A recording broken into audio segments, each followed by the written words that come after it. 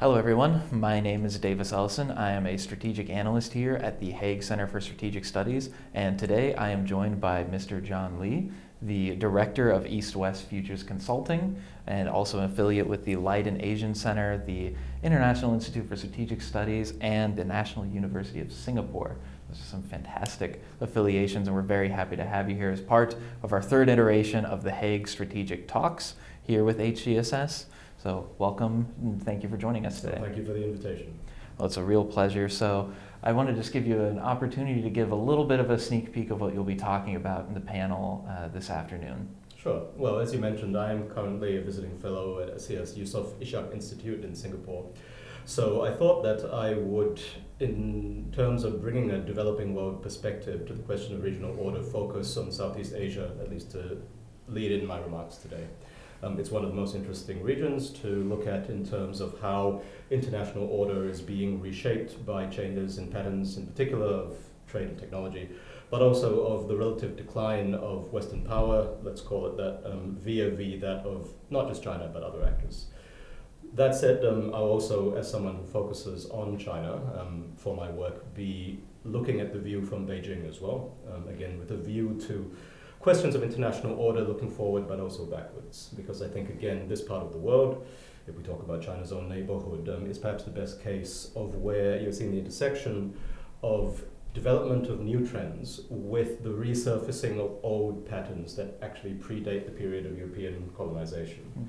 So it's a very interesting mix, and I will indulge a bit in the final section in my IR wonkery, with a focus on theoretical conceptions of order, looking first at how we, in the North Atlantic world, so to say, tend to bring certain mental models to international relations and to our conceptions of world order, which are based usually on a limited set of Europe-centric examples from history, and how those can be critiqued and how we can expand the lens to perhaps better explain some of the currents in the development of order in the world today.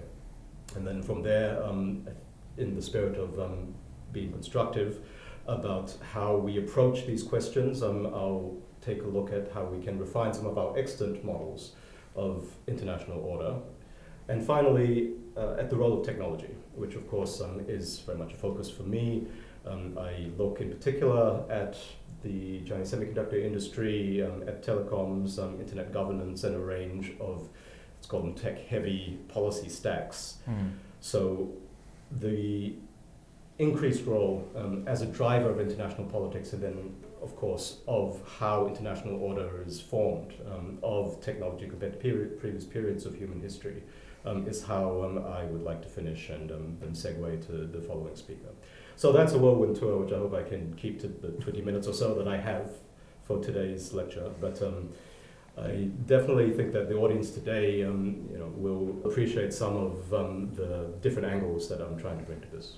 Absolutely, these are really different, fascinating perspectives, and we're really looking forward to hearing more about it. I had one quick follow-up of picking up on the topic of technology.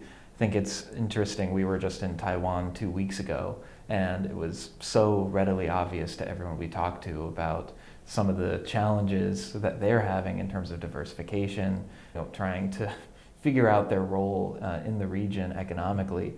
Is that something that you see more broadly in the Southeast Asian region, where economic diversification is something that states are trying to tend towards? I think Taiwan's in a very different position to most of the Southeast Asian countries. I mean, it's got a different set of advantages and disadvantages. Advantages mainly in that it is a technology leader. Disadvantages, obviously the politics vis-a-vis China are very constraining, but also because of that and because of its very role in the supply chain, I think that the opportunities are more limited in the emerging, if you like, East Asian technological economic system.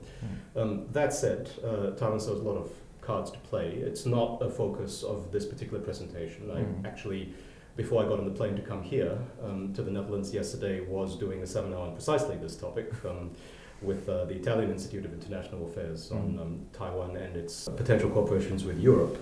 within the chip sector, and also, of course, with a view to the big political questions. But that's obviously a bit of a difficult topic to cover within the context of a 5-minute interview. Maybe I'll just wrap up by saying that the reason that Taiwan obviously has become front-page news in Europe, as well as elsewhere around the world, is precisely its role in the semiconductor supply chain. And that role, at least if you talk about the most famous and successful company, is not going to change in the near future. So in that sense, where Taiwan goes with its semiconductor industry and its position within the politics or the changing order, if you like, of the Asia Pacific, is definitely of interest to policymakers in Europe as well as indeed the rest of the globe. Well, fantastic. We look forward to hearing more about all of this afternoon in our panel discussions. Thank you so much for your time for this interview today. Be sure to follow more about this event and more HCSS events, and be sure to follow John's work as well. Thank you again for your time. No, thanks for the invitation.